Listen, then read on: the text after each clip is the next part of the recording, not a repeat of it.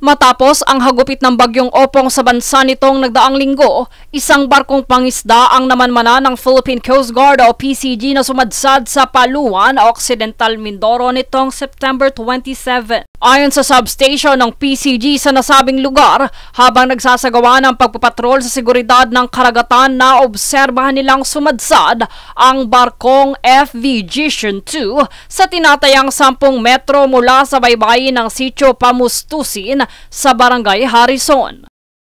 Dito agara nilang sinuri ang sitwasyon at nakipag-ugnayan sa nagkokontrol nito upang malaman ang problema sa nasabing insidente. Ayon naman dito, nagmula ang nasabing barko sa Mamburao noong September 23 at naganap sila ng masisilungan sa Sitio Pamustusin. Nagdaan ang 3 araw bandang alas 3:25 ng hapon.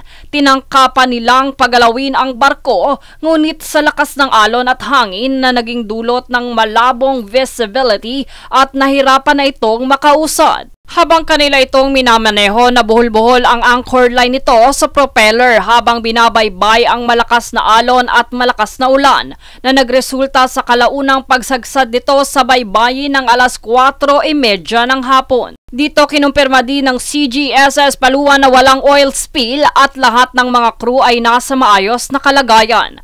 Paalala din ng otoridad sa mga nangangasiwa na laging magsabi sa may-ari ng barko ukol sa agarang saklolo at maghain ng marine protest na ayon sa prosesong pandagat.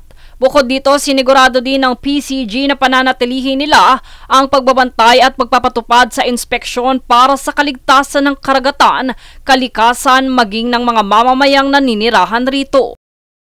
Jade Buhoy, nag-uulat para sa Golden Nation Network.